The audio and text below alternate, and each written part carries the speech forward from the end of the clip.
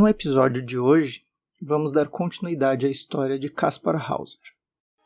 No dia 14 de dezembro de 1833, um sábado, por volta das 3 horas da tarde, duas pessoas viram Kaspar Hauser andando em direção ao Parque Hofgarten. Logo após, mais duas pessoas o viram caminhando sozinho dentro do parque.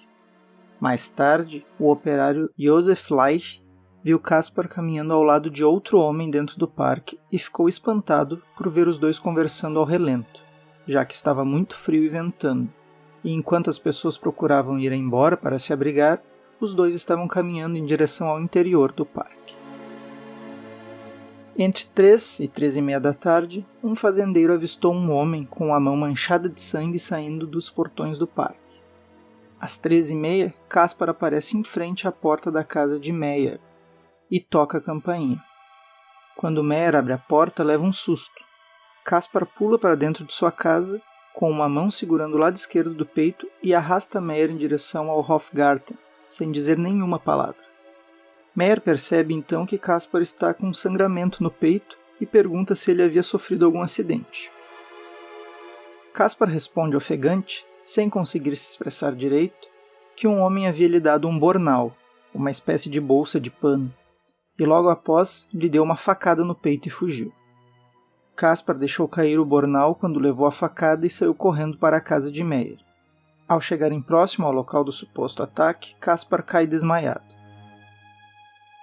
Após carregar Kaspar até em casa, Meyer tenta entender o que teria acontecido interrogando, apesar de no fundo acreditar que o rapaz havia forjado um ataque a si mesmo, assim como nos outros casos. Mas Kaspar continuava afirmando que havia sido atacado por um homem. Meyer então chamou um médico para analisar o ferimento e foi constatado que era muito profundo e que Kaspar estava correndo perigo. Nesse momento, Meyer passou a acreditar na versão de Kaspar e foi até a polícia relatar o acontecido. Um policial foi até o local do suposto ataque e encontrou um bornal no chão. Dentro do bornal havia somente um pedaço de papel com um estranho texto que dizia, abre aspas, para ser entregue. Kaspar poderá lhe dizer exatamente quem sou eu e de onde eu venho. Mas para poupar trabalho a você, eu mesmo farei isso. Eu venho de... na fronteira da Baviera. Às margens do rio... Eu até vou dizer meu nome... M-L-O. Após alguns dias, a situação do rapaz piorou. Ele ficou muito doente, com febre alta, fraqueza e icterícia. Kaspar Hauser morreu no dia 17 de dezembro de 1833. Como a morte de Kaspar foi considerada suspeita, uma autópsia foi solicitada. 4 médicos foram responsáveis pelo procedimento e suas versões sobre o ocorrido foram divergentes. Não foi possível, a partir da autópsia, definir se foi um assassinato ou se Kaspar havia ferido a si mesmo para forjar um ataque e acabou indo longe demais.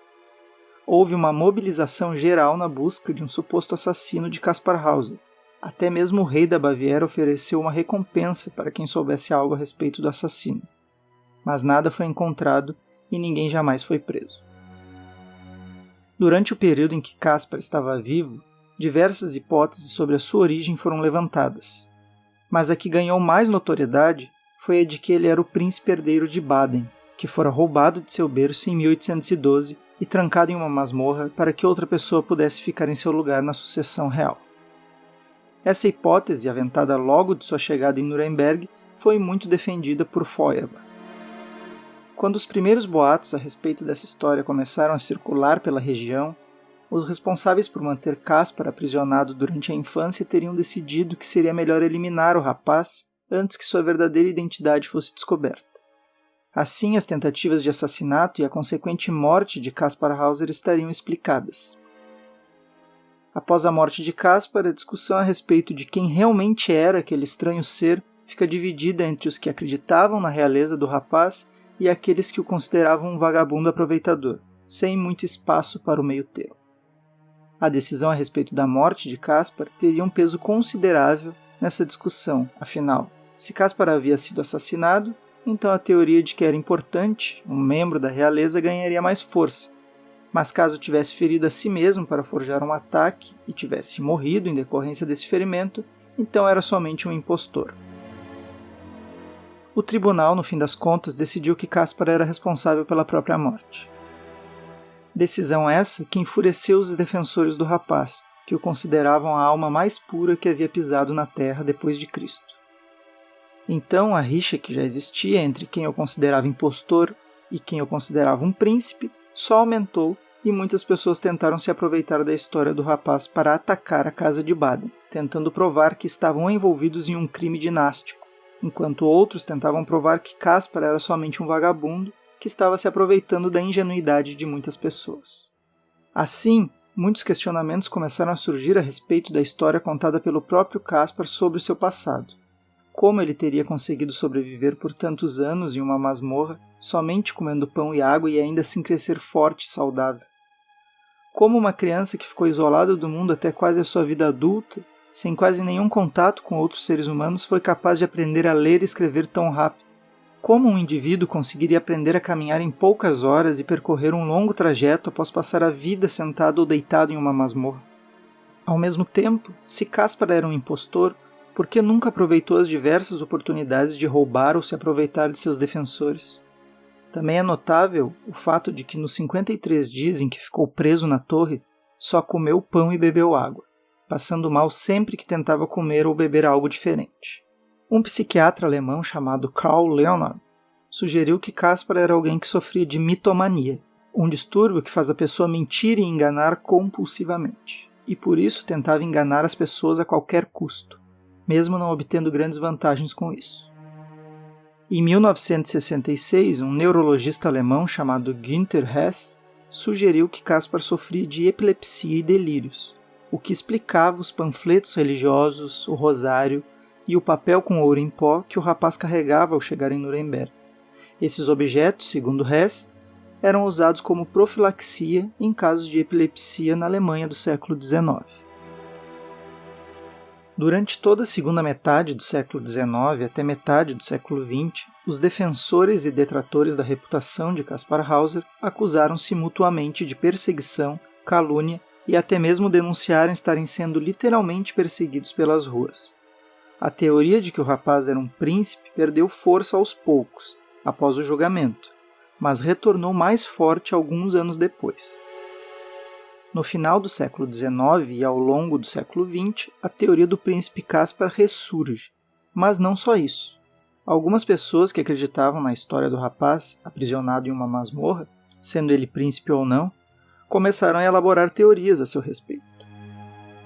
Rudolf Steiner, criador da antroposofia, uma doutrina mística filosófica travestida de ciência do espírito e que sobrevive até hoje, dizia que os judeus e os maçons haviam se aliado em um experimento onde tentariam criar um ser humano sem alma e teriam dado cabo a essa experiência em 1802. Mas apesar de tudo, a criança teria adquirido uma alma. Claro que ele estava se referindo a Caspar Hauser. O jovem seria aquele que traria uma nova fase histórica para a Europa, marcada por um crescimento espiritual e cultural da humanidade, e seus algozes o trancaram em uma masmorra na tentativa de impedir que ele pudesse trazer tal evolução à tona, empreitada que culminou em seu assassinato. A morte de Caspar, então, teria desencadeado uma série de traumas para a Alemanha, que acabou envolvida em 2 guerras mundiais, vendo surgir o nazismo em seu território e sendo dividida em 2 alguns anos mais tarde. No ano de 1924, uma romancista chamada Clara Hofer comprou o castelo de Pilsach, na região da Bavária, e descobriu uma masmorra secreta em seu interior que lembrava muito um esboço feito por Caspar em seu cárcere. No mesmo castelo, no ano de 1982, após uma reforma, um cavalo de madeira teria sido encontrado em um dos quartos. Mas, ao que tudo indica, ela teria inventado essas histórias a respeito de seu castelo para obter notoriedade em cima de uma história tão famosa. Além disso, o aposento em sua casa, que seria a suposta masmorra, era muito maior que as descrições feitas pelo próprio Caspar e não possuía nenhuma janela.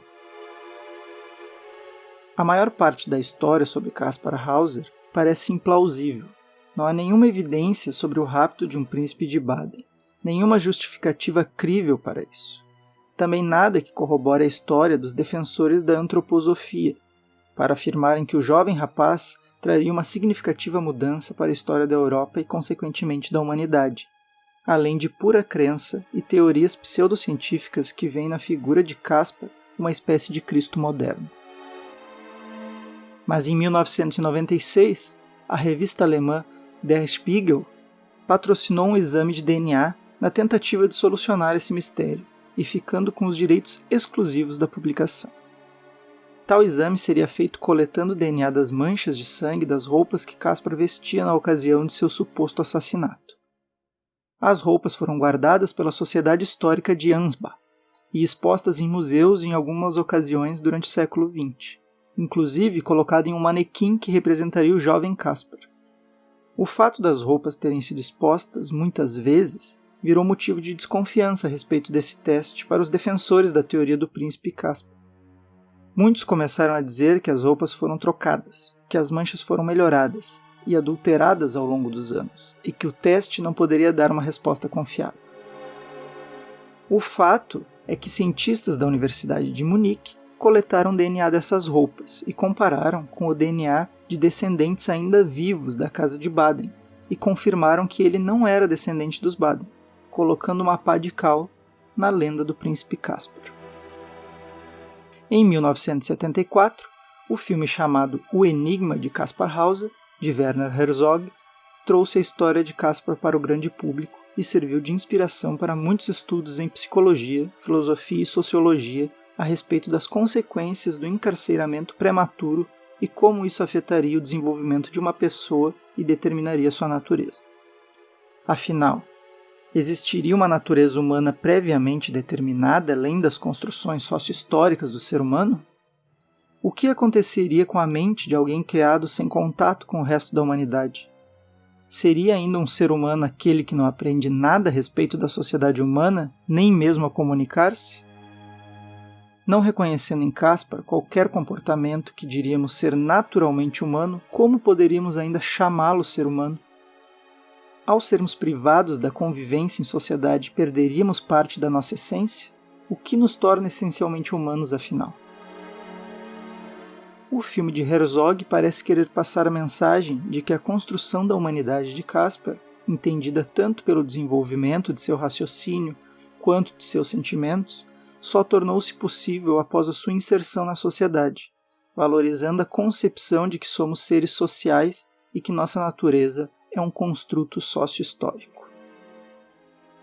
Podemos ver que mesmo a história do príncipe encarcerado não sendo verdadeira, ainda existe uma série de reflexões que podemos tirar desse acontecimento que marcou a Alemanha no século XIX.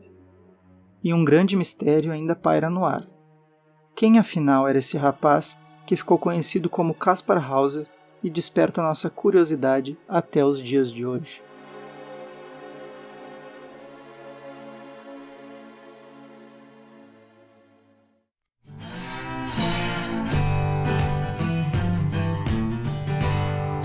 Se você gostou dessa história, divulgue Funil de Histórias, curta, compartilhe em suas redes sociais, se inscreva no canal e deixe suas sugestões para um próximo programa. Quem sabe sua história não aparece aqui. Abraço e até a próxima. Tchau!